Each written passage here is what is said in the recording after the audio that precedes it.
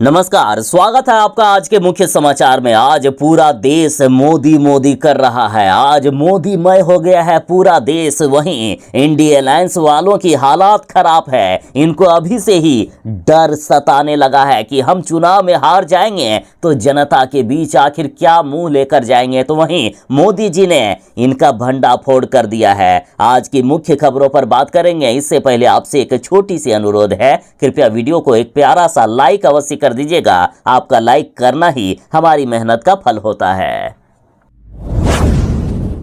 तेजस्वी यादव कह रहे हैं कि जब तक मोदी को बेड रेस्ट में नहीं भेज देंगे तब तक खुद कमर दर्द की दवा लेते रहेंगे। तो इस बयान पर प्रधानमंत्री नरेंद्र मोदी जी ने पलटवार करते हुए कहा है कि कांग्रेस और आरजेडी ने आपको सिर्फ और सिर्फ तरसा कर रखा है। 60 वर्षों में इन लोगों ने बड़े बड़े महल बनवा लिए, स्विस बैंक में इनके अकाउंट खुल गए, लेकिन आपके पास पेट भरने को अन्न नहीं था।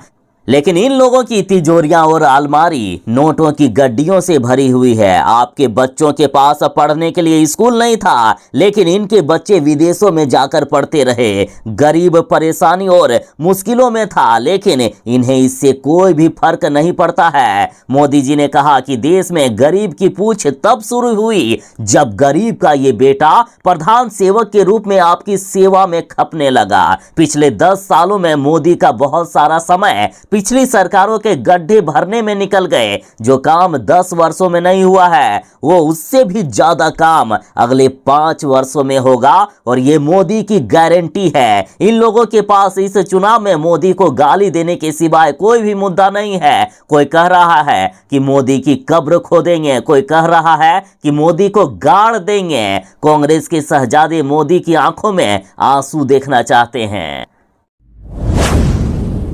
प्रधानमंत्री नरेंद्र मोदी जी ने कांग्रेस की तुलना खान मार्केट गैंग से की है। मोदी जी ने राहुल गांधी पर निशाना साधते हुए कहा है कि कांग्रेस के शहजादे ने आज आखिरकार मान ही लिया है कि उनकी दादी, उनके पिताजी और उनके माताजी के समय जो सिस्टम बना वो दलितों और पिछड़ों का घोर विरोधी रहा है। मोदी जी बोले कि आज देश भी ये समझने लगा है कि अगर गलती से भी कोई वोट इंडिया गठबंधन के पक्ष में पड़ जाता है तो वह वोट देश के किसी भी काम नहीं आने वाला है, लेकिन भाजपा को दिया गया हर वोट विकसित भारत के संकल्प को और भी मजबूत करेगा। और यही कारण है कि लोगों का ये विशाल समुद्र भी एक स्वर में बोल रहा है कि फिर एक बार मोदी सरकार। मोदी जी ने कांग्रेस और इंडिया गठबंधन पर हमला बोलते हुए कहा है कि दिल्ली में सिखों को जिंदा जला दिया गया था। मोदी जी बोले कि इंडिया गठबंधन वालों जवाब दो, इसी दिल्ली में गले में टायर बांधकर हमारे सिख भाई बहनों को जिंदा जलाया गया था। ये गुनाह किसका था? आज कांग्रेस की छतरी के नीचे खड़ा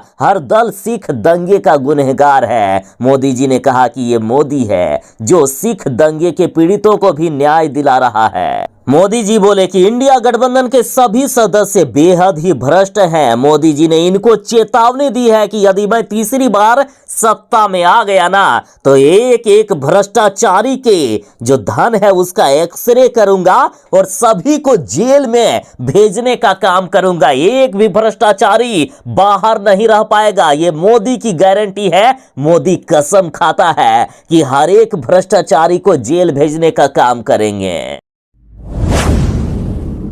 प्रधानमंत्री नरेंद्र मोदी जी ने दिल्ली में कहा है कि दिल्ली में हम कट्टर भ्रष्टाचारियों का खेल देख रहे हैं। मोदी जी ने कहा कि इंडिया गठबंधन आज देश में फैली हर बुराई का प्रतीक है। इंडिया गठबंधन के जितने भी लोग हैं उसमें 3 चीजें समान हैं: घोर सांप्रदायिकता, घोर जातिवाद और घोर परिवारवाद।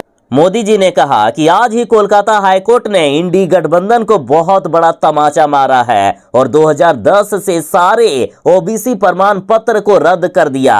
और ये इसलिए किया गया क्योंकि पश्चिम बंगाल की सरकार ने मुसलमान वोट बैंक के लिए मुसलमानों को ओबीसी प्रमाण पत्र दे दिए थे। ये वोट बैंक तुष्टीकरण की राजनीति की हद पार कर रही है। मोदी जी ने कहा कि ये इंडी गठबंधन वाले लोग घोर भ्रष्टाचारी हैं। ये लोग रंगे हाथ पकड़े जा रहे हैं। सब जगह इनका भ्रष्टाचार खुलकर सामने आ रहा है। यहाँ दिल्ली में तो कट्टर भ्रष्टाचारियों का खेल देखा जा रहा है। इन लोगों ने दिल्ली को लूटने का कोई भी मौका नहीं छोड़ा है। कोर्ट भी इन कट्टर भ्रष्टाचारियों की लूट देखकर हैरान है। जो लोग राजनीति बदलने के लिए आए थे वो लोग दिल्ली के साथ ही बड़ा विश्वासघात कर बैठे। पीएम मोदी ने कहा कि दिल्ली की प्रतिष्ठित Jamia Millia Islamic centre university 60 सालों तक बाकी यूनिवर्सिटी की तरह एक सामान्य शैक्षिक संस्थान की तरह चल रही थी। इसमें भी दलितों, पिछड़ों और आदिवासियों को आरक्षण मिलता था। लेकिन चुनाव जीतने के लिए कांग्रेस सरकार ने 2011 में अचानक जामिया मिलिया यूनिवर्सिटी को अल्पसंख्यक यूनिवर्सिटी घोषित कर दिया। इसमें जामिया मिलिया यूनिवर्सिटी में 50% आरक्षण मुसलमानों के लिए लागू हो गया है। मोदी जी ने कहा कि 5 चरणों के मतदान में भारतीय जनता पार्टी की जीत पक्की हो गई है। मोदी जी बोले कि मैं इस चुनाव में एक लड़ाई लेकर निकला हूं। जिन लोगों ने भारत के संविधान के साथ धोखा किया है, अब समय आ गया है कि ऐसे घोर सांप्रदायिक लोगों को देश पहचाने और मेरे मुसलमान भाई भी पहचाने। इंडी गठबंधन वाले जवाब दो। इसी दिल्ली में गले में टायर बांधकर हमारे सिख भाइयों को जिंदा जलाया गया था। ये गुनाह किसका था? प्रधानमंत्री नरेंद्र मोदी जी ने बिहार में कहा है कि ये इंडी गठबंधन वाले घोटालेबाजों के सरदार हैं, घोटालेबाजों का कुनबा है ये। पीएम मोदी जी ने आरजेडी पर निशाना साधते हुए कहा कि जंगल राज वालों ने बिहार को सिर्फ कट्टा, बारूद और माफिया दिए हैं। ये लोग नौकरी के नाम पर जमीन लिखवा लेते हैं। ऐसे लोग युवाओं का भला क्या भला करेंगे? इंडी गठबंधन वालों ने आरक्षण के नाम पर झूठ बोलने का अभियान चलाया है। अगर बाबा अंबेडकर नहीं होते तो आपको आरक्षण नहीं मिलता।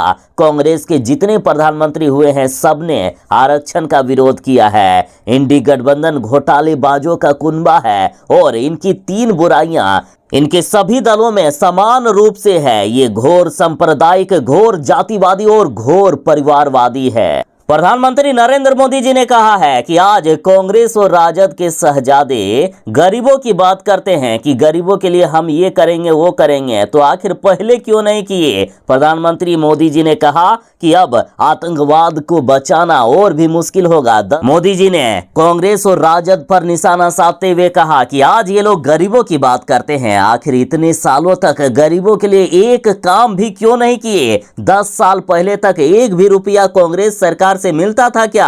बीते 5 सालों में जितना पैसा मिला सब आपके बैंक खातों में मिला। आज करोड़ों गरीबों को मुफ्त अनाज मिल रहा है, सस्ता सिलेंडर पहुंचा है, मुफ्त इलाज, पक्के घर का सपना पूरा हुआ है। बिहार में 40 लाख पक्के घर गरीबों को मिल चुके हैं, 30 लाख और भी घर मिलेंगे।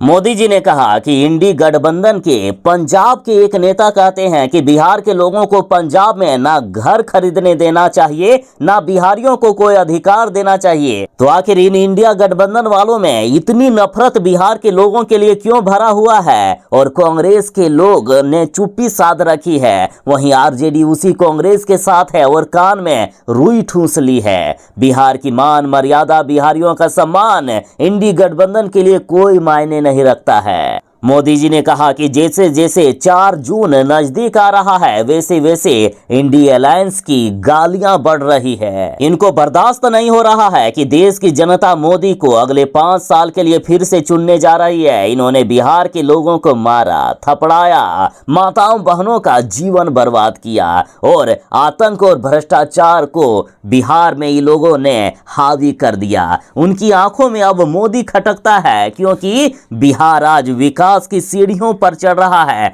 बिहार में आतंक, भ्रष्टाचार सारे कुछ खत्म हो चुके हैं और मैं जनता की सेवा में जुटा हुआ हूं। मैं दिल से सेवा करता हूं, इसलिए जनता से मेरा दिल का रिश्ता है। आज हर दिल में मोदी है, इसलिए इंडी अलायंस वालों को यह बर्दाश्त नहीं हो रहा है और जैसे जैसे 4 जून करीब आ रहा है इनकी गालियां बढ़ती ही जा रही है।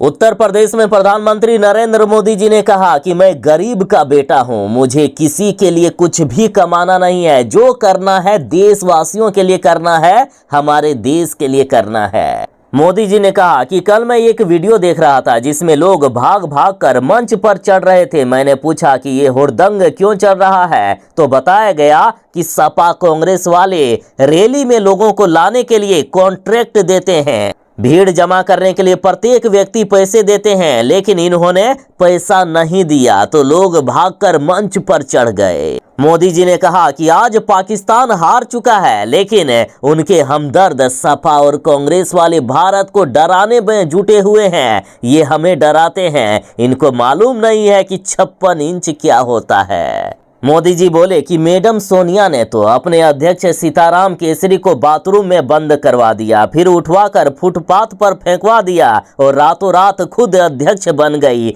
मोदी जी बोले कि सपा कांग्रेस के शहजादे दिन में सपने देख रहे हैं। पहले मैं ये बात सुना करता था, लेकिन 4 जून को यूपी की जनता इनको नींद से जगाने वाली है। तब ये लोग ठिकरा ईवीएम पर फोड़ेंगे, ईवीएम को दोषी देंगे।